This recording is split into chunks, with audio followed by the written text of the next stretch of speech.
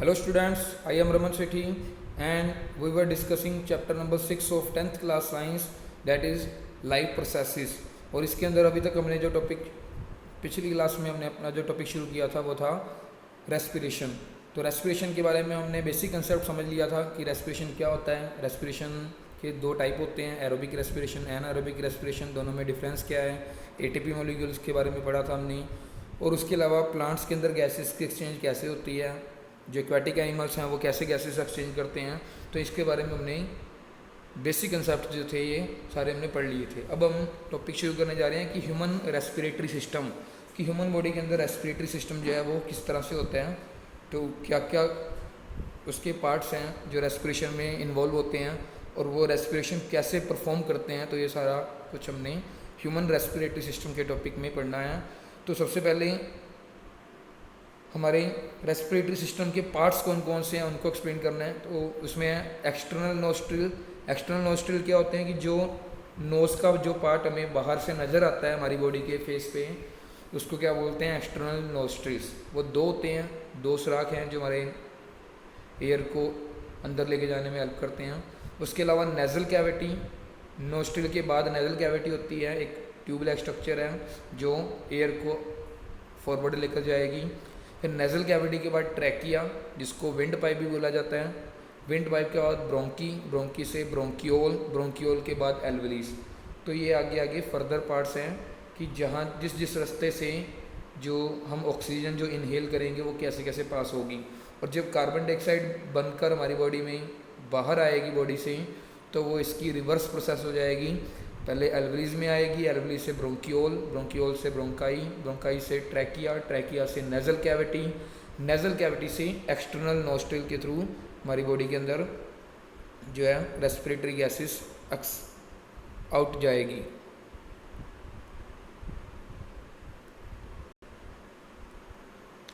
तो नेक्स्ट हमने रेस्पिरेशन की प्रोसेस ह्यूमन बॉडी के अंदर कैसे कैसे परफॉर्म होती है वो एक्सप्लेन करनी है। तो क्या लिखा है, तो in human beings air is taken into the body through the nostril. The air passing through the nostrils is filtered by fine hairs. The passage also contains mucus which also help in this process. From here the air passes through the throat and into the lungs. Rings of cartilage are present in throat. These ensure that the air passes does not collapse. तो human body के अंदर जो air होती है, जो हम air inhale करते हैं रेस्पिरेशन के जरिए, तो वो सबसे पहले हमारे नोस्ट्रिल जो होते हैं, एक्सटर्नल नोस्ट्रिल, उनके अंदर एंटर करती है। फिर उसके बाद जो नोस्ट्रिल के बाद नोस्ट्रिल के अंदर कई सारे हमारे फाइन हेयर्स होते हैं, छोटे छोटे बाल होते हैं बारीक, और उसके अलावा म्यूकस भी होती है। तो वो क्या करती है, एयर को फिल्टर करती है। तो एयर के अंदर कोई डस्ट पार्टिकल्स हों या कोई इंसेक्ट वगैरह हों तो हमारे हेयर्स के अंदर ही फंस जाते हैं, ट्रैप हो जाते हैं। और उसके अलावा जो म्यूकस है वो भी इस प्रोसेस में हेल्प करती है एयर को फिल्टर करने में। तो जिसके बाद जो एयर फिल्टर होने के बाद हमारे नोस्ट्रिल से निकलकर नेज़ल कैविटी में पास होती है, और उसके जरिए from here the air passes through the throat and into the lungs. और थ्रोट के थ्रू होते हुए, थ्रोट में क्या होता है हमारा ट्रैकिया, जिसको विंड पाइप भी बोलते हैं, तो विंड पाइप के थ्रू होते हुए हमारी लंग्स में चली जाती है। तो जो हमारे नेक रीजन के पास, गले के पास जो हार्ड बोन्स होती है उनको क्या बोला जाता है, रिंग्स ऑफ कार्टिलेज। एक्चुअल में वो बोन्स नहीं होती, वो कार्टिलेज होती है। जो कार्टिलेज होती है वो बोन जैसा ही स्ट्रक्चर होता है, लेकिन बोन से थोड़े सॉफ्ट होते हैं। तो वो जो रिंग्स ऑफ कार्टिलेज है वो थ्रोट के अंदर प्रेजेंट होते हैं। उसका क्या काम है कि वो इस चीज़ को इंश्योर करती है कि जो हमारा एयर पासेज है, भी जिस रास्ते से हमारी एयर अंदर जानी है हमारी लंग्स के अंदर, वो पासेज कोलैप्स ना हो, कॉन्ट्रैक्ट ना हो, तो उसको अपनी पोजीशन पे रखने में हेल्प करती है। तो within the lungs passage divides into smaller and smaller tubes which finally terminate into balloon like structures which are called alveoli. तो हमारे लंग्स के अंदर कई सारे, तो सबसे पहले जो हमने नोस्ट्रिल से जो एयर इनहेल करी वो हमारी नेज़ल कैविटी के बाद नेज़ल कैविटी में जाएगी, नेज़ल कैविटी के बाद ट्रैकिया से लंग्स में एंटर करेगी। और लंग्स के अंदर क्या होता है कि जो दो हमारे जो लंग्स हैं उन दोनों लंग्स के अंदर एक एक ट्यूब पास होती है। उस ट्यूब को क्या बोला जाता है, ब्रोंकी बोलते हैं। और वो ब्रोंकी जो है आगे फर्दर कई पार्ट्स में डिवाइड हो जाती है जिनको बोला जाता है ब्रोंकियोल, जैसा कि ये डायग्राम में दिखाया गया है। कि नेज़ल पासेस, नेज़ल पैसेज के बाद ट्रैकिया दिखाया गया है, नेक रीजन में रिंग्स ऑफ कार्टिलेज शो करी है। फिर अब इस ट्रैकिया से ये रेड कलर की दो ट्यूब निकल के दो हमारे जो लेफ्ट और राइट लंग्स हैं उन दोनों लंग्स के अंदर एंटर कर रही है, जिनको क्या नाम लिखा गया है, ब्रोंकी लिखा गया है। फिर ब्रोंकी से आगे फर्दर छोटी छोटी ब्रांचेस और निकल रही है जिनको बोलते हैं ब्रोंकियोल्स, और वो ब्रोंकियोल के आगे छोटे छोटे बिल्कुल बारीक फॉर्म में मिलियंस की काउंटिंग में बैलून लाइक स्ट्रक्चर्स होते हैं जिनको बोला जाता है एल्वुलर सैक या एल्वली। तो उस एल्वुलर सैक को, उस एल्वलीज को ही मैग्नीफाई करके ये लेफ़्ट साइड पे दिखाया गया है, जो कि एक येलो से कलर में दिखाया गया, बड़ा करके दिखाया गया उसको। तो क्या होता है कि हमारे लंग्स के अंदर जो एयर पासेज है वो डिवाइड होता जाता है, पहले ब्रोंकी, ब्रोंकी से ब्रोंकियोल, ब्रोंकियोल से छोटे छोटे स्ट्रक्चर बन गए जिनको बोला जाता है एल्वली। तो उस बैलून लाइक स्ट्रक्चर जिनके अंदर एल्वलीज बोला जाता है, उन एल्वलीज के अंदर एयर हमारी एंटर कर जाती है, जो ऑक्सीजन हमने इनहेल करी थी वो एल्वली के अंदर आ गई। तो the alveoli provide a surface where the exchange of gases can take place.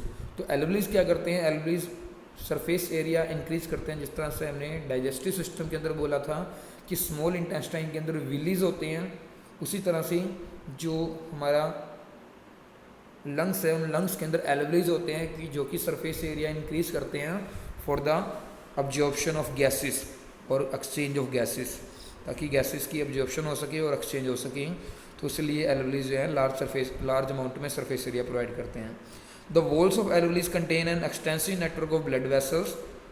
When we breathe in, we lift our ribs and flatten our diaphragm and the chest cavity become larger as a result. तो जब एल्वलीज के अंदर air fill हो जाती है तो एल्वलीज के साथ कई सारी ब्लड वेसल्स, खून की नाड़ियाँ जो है कनेक्टेड होती हैं। तो जब एल्वलीज के अंदर एयर आती है तो वो डिफ्यूज़ होके उन ब्लड वेसल्स के अंदर चली जाती है, ब्लड के अंदर मिक्स हो जाती है, और वो ब्लड जब हमारी बॉडी के अंदर पास होगा तो हमारी पूरी बॉडी की सेल्स को ब्लड के साथ साथ ऑक्सीजन भी मिलना शुरू हो जाएगी, और वो हमारी बॉडी की सेल्स जो हैं उस ऑक्सीजन का यूज़ करके, जो एरोबिक रेस्पिरेशन और एनारोबिक रेस्पिरेशन बोला था, अब यहाँ पे ऑक्सीजन मिल रही है तो क्या होगा, एरोबिक रेस्पिरेशन होगी। तो एरोबिक रेस्पिरेशन परफॉर्म करती है तो उसके बदले में एनर्जी बनेगी, और एनर्जी के साथ साथ कुछ वेस्ट मटेरियल बनते हैं जैसे कि कार्बन डाइऑक्साइड और वाटर। तो वो कार्बन डाइऑक्साइड और वाटर जो है जब हम ब्रीथ आउट करते हैं, सांस को बाहर छोड़ते हैं, एक्सेलेशन करते हैं, तो हमारी बॉडी से बाहर चले जाते हैं। तो जब हम ब्रीथ इन करते हैं, सांस को अंदर ले रहे होते हैं, तो उस टाइम पे क्या होता है कि वी लिफ्ट आवर रिब्स। जो हमारी रिब्स क्या होते हैं, जो चेस्ट के ऊपर की जो बोन्स होती हैं उनको रिब्स बोला जाता है। तो रिब्स को ऊपर की तरफ उठाते हैं, और जो नीचे डायफ्रागम होता है, जैसे डायग्राम में दिखाया गया रेस्पिरेटरी सिस्टम के अंदर, जो नीचे नीचे वाला लोअर पोर्शन है जो डार्क रेड कलर का दिखाया गया है, इसको बोलते हैं डायफ्रागम। तो वो डायफ्रागम जब नीचे की तरफ मूव करेगा और रिब्स जो हैं वो हमारे ऊपर की तरफ मूव करेंगे, तो उस टाइम पे हमारी चेस्ट के अंदर, हमारे लंग्स के अंदर एयर बाहर से अंदर आना शुरू होगी, और चेस्ट कैविटी का साइज़ जो है, मतलब जो हमारी चेस्ट का साइज़ जो है वो इंक्रीज़ हो जाएगा। तो जब उसका वॉल्यूम बढ़ जाएगा, साइज़ इंक्रीज़ हो जाएगा, तो एयर जो है बाहर से, एक्सटर्नल इन्वायरमेंट से हमारी बॉडी के अंदर आ सकेगी। तो because of this air is sucked into the lungs and fills the expanded alveoli. तो ये अंदर ली गई एयर की वजह से ही हमारे लंग्स के अंदर ऑक्सीजन एंटर करती है, और ऑक्सीजन लंग्स के अंदर जो एल्वलीज होते हैं वो एक्सपेंड हो जाते हैं, साइज़ उनका इंक्रीज हो जाता है। फिर अब वो एल्वलीज के अंदर से जो कई एल्वली के अंदर जो कई सारी ब्लड वेसल्स थी, वो ब्लड वेसल्स के अंदर ब्लड मिक्स होकर पूरी बॉडी के अंदर सप्लाई होना शुरू हो जाता है, तो जिसकी वजह से ब्लड के साथ साथ पूरी बॉडी की सेल्स को ऑक्सीजन भी मिल जाती है। अब नेक्स्ट क्या होगा, the blood brings carbon dioxide from the rest of the body for release into the alveoli, and the oxygen in the alveolar sac, alveolar air is taken up by the blood in the alveolar blood vessels to be transported to all the cells in the body. जब हमारी blood के अंदर जो carbon dioxide होगी, मतलब जो हमारी body ने ब्लड के अंदर जो ऑक्सीजन लेके गया था ब्लड, उस ऑक्सीजन को यूज़ किया, यूज़ करने के बाद एनर्जी बनाई और साथ में कार्बन डाइऑक्साइड बनाई, तो वो जो कार्बन डाइऑक्साइड बनती है वो ब्लड के अंदर वापस आके मिक्स हो जाती है। तो जब वो ब्लड डीऑक्सीजनेटेड ब्लड कहलाएगा, जिसके अंदर कार्बन डाइऑक्साइड मिक्स हुई होगी, तो वो जो डीऑक्सीजनेटेड ब्लड जो है, कार्बन डाइऑक्साइड मिला हुआ ब्लड जो है, जब हमारे लंग्स के अंदर वापस आता है, एल्वली के अंदर वापस आता है, तो वो उल्टे रास्ते से रिवर्स प्रोसेस के जरिए बॉडी से बाहर चला जाता है। पहले क्या होगा, एल्वलीज के अंदर आया ब्लड कार्बन डाइऑक्साइड वाला, तो एल्वलीज ने क्या किया, उसमें से कार्बन डाइऑक्साइड को सेपरेट कर लिया। उस कार्बन डाइऑक्साइड को ब्रोंकियोल को दिया, ब्रोंकियोल ने ब्रोंकी को दिया, ब्रोंकी ने ट्रैकिया को दिया, ट्रैकिया ने नेजल कैविटी को दिया, और नेजल कैविटी ने एक्सटर्नल नोस्ट्रिल को दिया। और इस तरह से हमारी जो कार्बन डाइऑक्साइड है वो बॉडी से बाहर चली जाती है। और जो ऑक्सीजन वाला ब्लड जो है, जो एल्वलीज के अंदर जो एल्वुलर एयर थी जिसके अंदर ऑक्सीजन रिच थी, वो ब्लड के अंदर मिक्स होकर ब्लड वेसल्स के जरिए पूरी बॉडी की सेल्स तक पहुंच जाती हैं। तो अब हमारे ब्लड के अंदर एक रेस्पिरेटरी पिगमेंट होता है जिसको हम क्या बोलते हैं, हीमोग्लोबिन। तो वो हीमोग्लोबिन क्या करता है, takes up oxygen from the air in the lungs and carry it to the tissues which are deficient in oxygen before releasing it. तो जो हमारे ब्लड के अंदर एक हीमोग्लोबिन नाम का एक रेस्पिरेटरी पिगमेंट पाया जाता है, जो क्या करता है कि जो एल्वलीज के अंदर ऑक्सीजन थी उस ऑक्सीजन को कैरी करता है, ब्लड के अंदर मिक्स करवाता है, और ब्लड के अंदर मिक्स करवा के ऑक्सीजनेटेड ब्लड बना लेता है, और उसको उन जगह पर पहुंचाता है जहाँ पे ऑक्सीजन की डेफिशिएंसी है, जहाँ पे ऑक्सीजन की कमी है। फिर carbon dioxide is more soluble in water than oxygen and hence it is mostly transported in the dissolved form in our blood. जो कार्बन डाइऑक्साइड है जो कि रेस्पिरेशन करने के बाद जनरेट होगी, वो कार्बन डाइऑक्साइड जो है वो वाटर के अंदर अच्छे तरीके से डिजोल्व हो सकती है एज़ कम्पेयर टू ऑक्सीजन। जो ऑक्सीजन थी वो ब्लड के अंदर हीमोग्लोबिन था उसके अंदर मिक्स होके जा रही है, और जो कार्बन डाइऑक्साइड है वो कार्बन डाइऑक्साइड कहाँ मिक्स होके आएगी, जो ब्लड का जो लिक्विड पार्ट है, वाटरी जो पार्ट है, उस पार्ट के अंदर मिक्स होके वापस आएगी लंग्स के पास, ताकि उसको हम बॉडी से बाहर निकाल सकें। तो ये सारी प्रोसेस हमारी क्या थी, रेस्पिरेशन की प्रोसेस थी कि ह्यूमन बॉडी के अंदर ऑक्सीजन किस तरह से एंटर करती है, और जो वेस्ट मटेरियल के तौर पे जो कार्बन डाइऑक्साइड बनती है वो कैसे बाहर जाती है। अब नेक्स्ट हमारा क्वेश्चन है कि during the breathing cycle when the air is taken in and let out the lungs always contain a residual volume of air why. कि जब हम ब्रीथिंग साइकिल करते हैं, मतलब जब सांस अंदर लेके आते हैं और सांस को बाहर छोड़ते हैं, तो उस दौरान जो हमारे लंग्स के अंदर कुछ ना कुछ अमाउंट में रेजिडुअल वॉल्यूम ऑफ एयर, मतलब कुछ थोड़े बहुत अमाउंट में एयर जो है या ऑक्सीजन जो है वो स्टोर रहती है, कंप्लीटली ख़त्म नहीं होती। तो ऐसा क्यों होता है? तो सबसे पहले तो क्या, जैसे कि हमारे व्हीकल्स के अंदर रिज़र्व होता है, उसके अंदर क्या होता है कि रिज़र्व के अंदर हमारा कुछ फ्यूल स्टोर रहता है, ताकि जब हमारा मेन टंकी से जब फ्यूल ख़त्म हो जाए तब उसको, वो जो रिज़र्व फ्यूल है उसको हम यूज़ करके इमरजेंसी के टाइम पे उसको यूज़ कर सकें, थोड़ी देर के लिए यूज़ कर सकें। तो उसी तरह से हमारी जो लंग्स के अंदर कुछ रेजिडुअल वॉल्यूम ऑफ एयर जो है एज ए रिज़र्व के तौर पे स्टोर रहता है, ताकि जब हम इनहेल करें, मतलब सांस को अंदर लेकर आएँ, और एक्सेल करें, मतलब कार्बन डाइऑक्साइड वाली सांस को बाहर छोड़ें, तो उस दौरान, उस प्रोसेस के दौरान कुछ टाइम लगता है। तो उस टाइम के दौरान हमारी बॉडी के अंदर ऑक्सीजन की कमी ना हो, तो उसके लिए कुछ अमाउंट में ऑक्सीजन जो है हमारे लंग्स के अंदर ऑलरेडी एक रिज़र्व के तौर पे, रेजिडुअल वॉल्यूम के तौर पे स्टोर रहती है। नेक्स्ट क्वेश्चन है व्हाट इज़ हीमोग्लोबिन। हीमोग्लोबिन क्या होता है, अभी मैंने आपको पिछले क्वेश्चन में भी एक्सप्लेन किया था कि हीमोग्लोबिन एक रेस्पिरेटरी पिगमेंट है जिसके अंदर हाई एफिनिटी फॉर ऑक्सीजन होती है, मतलब ऑक्सीजन को अपने साथ अटैच करने की एबिलिटी होती है। तो this pigment is present in the red blood corpus, कि वो हमारी रेड ब्लड कॉर्पस कह लो या रेड ब्लड सेल्स कह लो, जो बॉडी के अंदर होती है उनके अंदर प्रेजेंट होता है, और इसी की वजह से हमारे ब्लड का कलर जो है रेड होता है। नेक्स्ट क्वेश्चन है why carbon dioxide is mostly transported in dissolved form in our blood. जो कार्बन डाइऑक्साइड है वो हमारे ब्लड के अंदर डिजोल्व्ड फॉर्म में ट्रांसपोर्ट होती है, तो क्यों? तो carbon dioxide is more soluble in water than oxygen and hence it is mostly transported in the dissolved form in our blood. जो कार्बन डाइऑक्साइड जो होती है वो वाटर के अंदर ज़्यादा सोल्यूबल होती है एज़ कम्पेयर टू ऑक्सीजन, तो इसलिए जो कार्बन डाइऑक्साइड को ब्लड के अंदर डिजोल्व होकर, जो ब्लड का लिक्विड पार्ट जो होता है उसके अंदर डिजोल्व होकर ट्रांसपोर्ट होती है। अब नेक्स्ट क्वेश्चन हमारा what are alveoli, what is their role. Important question है, एग्जाम्स के अंदर आने के इसके काफ़ी चांसेस हैं कि एल्वलीज क्या होते हैं और उसका रोल क्या है। कि एल्वलीज क्या होते हैं, लंग्स के अंदर हमारा जो एयर पासेज है वो डिवाइड होता जाता है स्मॉलर एंड स्मॉलर ट्यूब्स में। वो स्मॉलर एंड स्मॉलर ट्यूब्स क्या होती है कि पहले ट्रैकिया, ट्रैकिया से आगे ब्रोंकी, 2 ब्रोंकी बनते हैं, 2 ब्रोंकी से आगे कई सारे ब्रोंकियोल बनते हैं, और ब्रोंकियोल के भी लास्ट में जाके फाइनली वो ट्यूब्स टर्मिनेट हो जाती है, एंड हो जाती है किसके अंदर, एक बैलून लाइक स्ट्रक्चर के अंदर एंड हो जाती है, और उन बैलून लाइक स्ट्रक्चर्स को क्या बोलते हैं, एल्वलीज बोलते हैं। और alveoli provide a large surface area, जो एल्वलीज हैं उनका सरफेस एरिया बहुत लार्ज होता है। कितना होता है, अबाउट 80 मीटर स्क्वायर। अब 80 मीटर स्क्वायर एक बहुत बड़ा एरिया है, कि अगर इसका मीनिंग क्या है कि अगर हमारे लंग्स के अंदर जितने भी एल्वलीज हैं उन सारे एल्वलीज को काट काट के अगर हम ज़मीन पे बिछा दें तो उससे 80 मीटर लंबा और 80 मीटर चौड़ा स्पेस कवर हो जाएगा। इतना लार्ज सरफेस एरिया हमारे लंग्स के अंदर जो एल्वलीज होते हैं उनका होता है।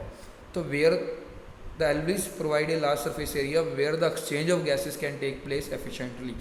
तो जो एल्वलीज हैं वो उनका सरफेस एरिया ज़्यादा होने की वजह से क्या बेनिफिट मिलता है कि जो गैसेस की जो एक्सचेंज है वो एफिशिएंटली मतलब अच्छे तरीके से हो पाती है। The walls of the alveoli contain an extensive network of blood vessels. जो हमारे एल्वलीज की जो वॉल्स हैं उसके अंदर कई सारी ब्लड वेसल्स होती है, खून की नाड़ियाँ होती हैं, कि जब हम ब्रीथ इन करते हैं, सांस को अंदर लेकर जाते हैं, तो जो हमारे लंग्स के अंदर के जो एल्वलीज हैं वो एक्सपेंड हो जाते हैं, फैलना शुरू कर देते हैं, और उनके अंदर जो ब्लड होता है, the blood brings carbon dioxide from the rest of the body for release into the alveoli. तो ब्लड जो है कार्बन डाइऑक्साइड को पूरी बॉडी से इकट्ठा करता है और उसको एल्वलीज के अंदर डाल देता है, ताकि ऑक्सीजन जो है एलुलर एयर के अंदर मिक्स होके, एल्वलीज के अंदर मिक्स होके बॉडी से बाहर ले जाई जा सके, ब्लड के अंदर मिक्स करवा के ब्लड वेसल्स के जरिए एल्वलीज के अंदर आ जाएगी वो कार्बन डाइऑक्साइड, और जब एल्वलीज कम्प्लीटली फिल हो जाएंगे तो वो हमारी बॉडी की सेल से एल्वली से बाहर चली जाएगी। हमारा नेक्स्ट क्वेश्चन है, what would happen if only diffusion were to move oxygen into our body. कि अगर हमारी बॉडी में हीमोग्लोबिन ना हो तो हमारी बॉडी में सिर्फ और सिर्फ डिफ्यूजन से ऑक्सीजन की ट्रांसपोर्ट होगी एक जगह से दूसरी जगह तक, तो उस केस में क्या होगा। या फिर इस क्वेश्चन को ऐसे भी लिखा जा सकता है कि what would happen if there were no haemoglobin in our blood. कि अगर हमारे ब्लड के अंदर हीमोग्लोबिन ना हो तो क्या होगा। तो इनका आंसर कॉमन है कि अगर हमारे ब्लड के अंदर हीमोग्लोबिन नहीं होगा तो हमारी बॉडी के अंदर जो गैसेस की जो एक्सचेंज होनी है, जो ऑक्सीजन बॉडी के एक पार्ट से दूसरे पार्ट में जानी है, या जो कार्बन डाइऑक्साइड बॉडी के एक पार्ट से दूसरे पार्ट में जानी है, उसको करने के लिए, उसकी ट्रांसपोर्टेशन करने के लिए, उसकी एक्सचेंज करने के लिए हमें डिफ्यूज़न प्रोसेस का सहारा लेना पड़ता। और डिफ्यूज़न प्रोसेस जो है वो एक स्लो प्रोसेस है। तो एक एस्टिमेट किया गया, एक अंदाज़ा लगाया गया है कि अगर हमारी बॉडी में हीमोग्लोबिन ना होता तो डिफ्यूज़न के जरिए अगर ऑक्सीजन ट्रांसपोर्ट होती तो हमारे लंग्स से ऑक्सीजन के एक मॉलिक्यूल को हमारे पैर के अंगूठे में, टोए में पहुंचने के लिए लगभग 3 साल लग जाते।